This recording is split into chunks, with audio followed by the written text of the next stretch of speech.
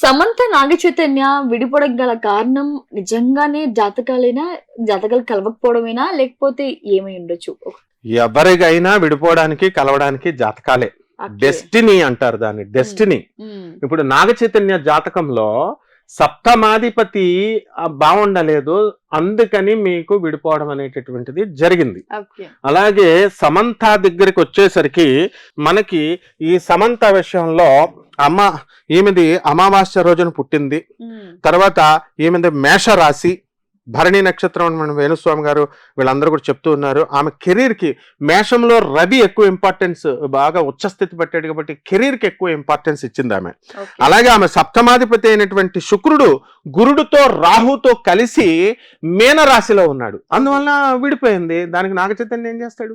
కాబట్టి వాళ్ళిద్దరికీ అలాగా జాతకాలు, ఎవరికైనా సరే, దేవుళ్ళకైనా సరే గ్రహాలు వర్తిస్తాయి. గ్రహాల యొక్క మూమెంట్ ని బట్టే. నేను I will give you an example.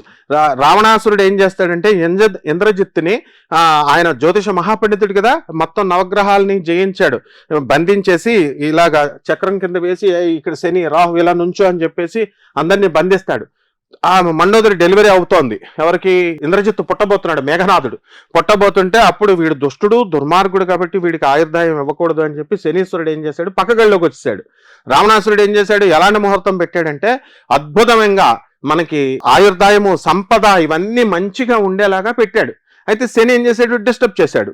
ఎవరైనా డిస్టర్బ్ చేస్తారు కాబట్టి వాళ్ళు మనుషులమ్మా. వాళ్ళని ఎందుకు? సెలబ్రిటీస్ అంటే మనుషులు కదా, వాళ్ళు సీఎంలైనా పిఎంలైనా సెలబ్రిటీస్ అయినా సినిమా యాక్టర్లైనా మామూలు మామూలు మనుషుల్లాగే వాళ్ళకి బాధలు ఉంటాయి, ఇమోషన్స్ ఉంటాయి.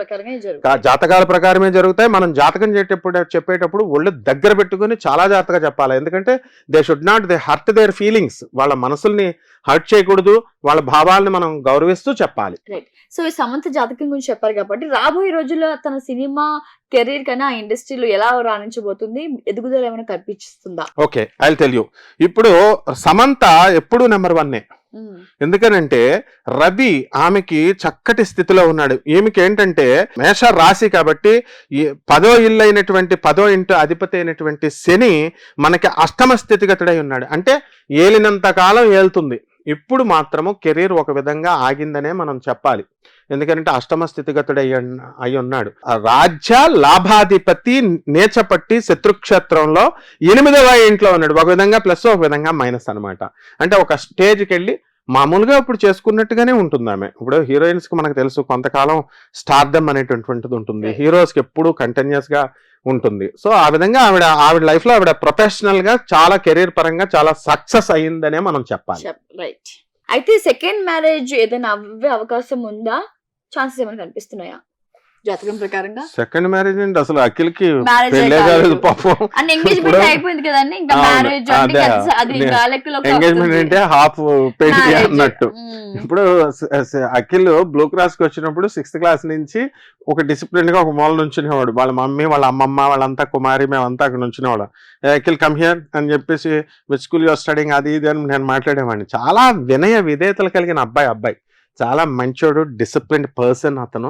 కాబట్టి ఇక్కడ సప్తమంలో మనకి శని ఉన్నాడు కాబట్టి అతనికి మ్యారేజ్ లో వచ్చేసరికి అఖిల్కి కుజల లగ్నం వృషభ లగ్నం, కొన్ని రాశిని రీత్యా తీసుకున్న ఆ శుక్రుడు గురుడుతో రాహుతో కలిశాడు కాబట్టి ఆ ప్రాబ్లం అలా జరిగింది. తర్వాత బ్రహ్మాండంగా ఉంటుంది అతని యొక్క వైవాహిక జీవితం, అందులో డౌట్ లేదు. అండ్ ఇప్పటికి అతనికి పూర్వభద్ర నక్షత్రం కుంభరాశి ఏలినాటి శని జరుగుతుంది.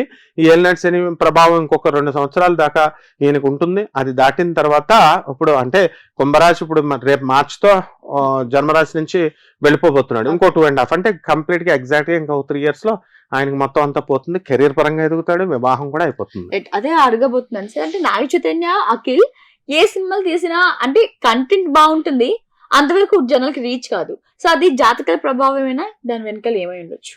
ఖచ్చితంగా జాతకాల ప్రభావమే. వాళ్ళు తీసుకునే స్టోరీస్, ఇప్పుడు జనరల్ గా ఒక స్టోరీ తీస్తారు, స్టోరీ తీసి యాక్టర్స్ చేస్తారు, స్టోరీ బాగోకపోతే హీరోస్ అనాల్సిన పని ఏంటి అసలు? ఆ కాలం నుంచి కూడా అంతే, రామారావు గారు, నాగేశ్వరరావు గారు అప్పటి నుంచి కూడా కృష్ణ శోభనబాబు ఉన్నప్పుడు కథలు బాగాలేదంటే ఫెయిల్, కాబట్టి హీరోని అంటారనమాట.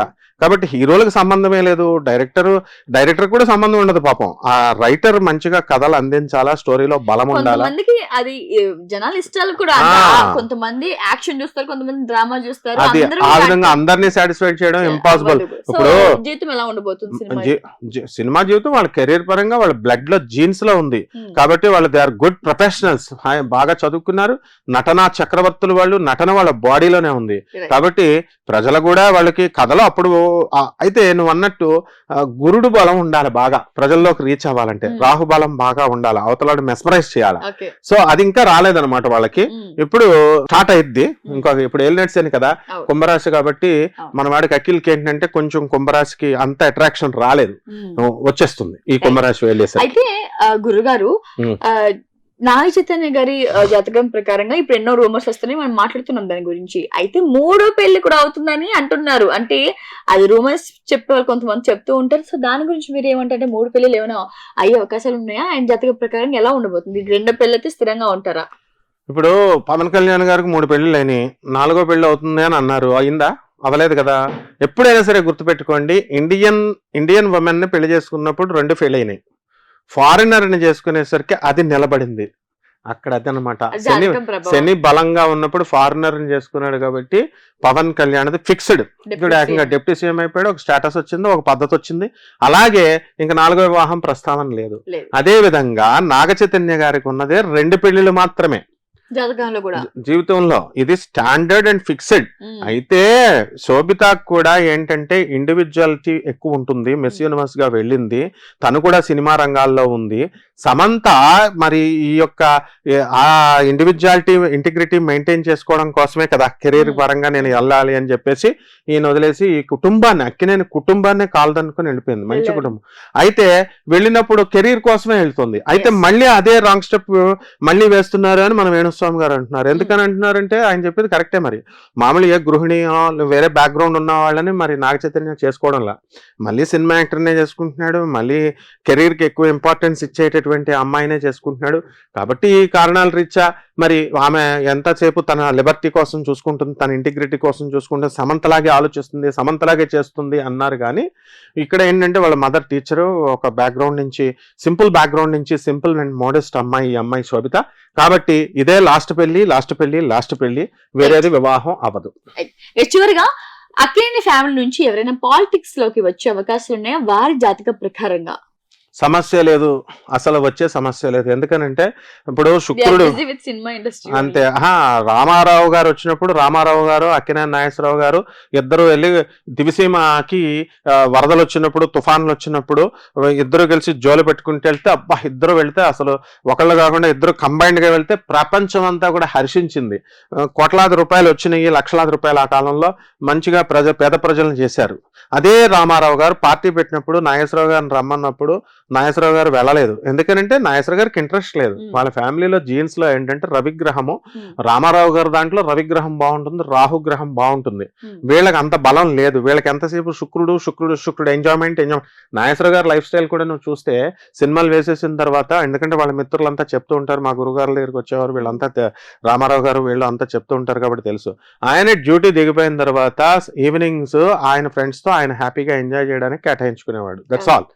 రామారావు గారు అలా కాదనమాట. రామారావు గారు ఆయన ప్రొసీజర్స్, ఆయన డిసిప్లిన్ వేరుగా ఉండేది. అంటే ఈయన ప్లెజర్స్ కి, తర్వాత లగ్జరీస్ కి, హ్యాపీ లైఫ్ లీడ్ చేయడానికి ఏ రకంగా ఉండాలి. దసరా బుల్లోడు అని సినిమా తీసినందుకు గాను అలా విధంగానే ఈయన నాగేశ్వరరావు గారి ఫ్యామిలీ, నాగేశ్వరరావు గారు అంటే దసరా బుల్లోడు. సో దసరా బుల్లోడు సంతానం కాబట్టి వీళ్ళంతా దసరా బుల్లోడు లాగే గడుపుతారు. Join us at Sun and embark on a journey of service, innovation and excellence in the hospitality industry. Let us help you turn your dreams into reality. Sun International, Hyderabad, Visakhapatnam.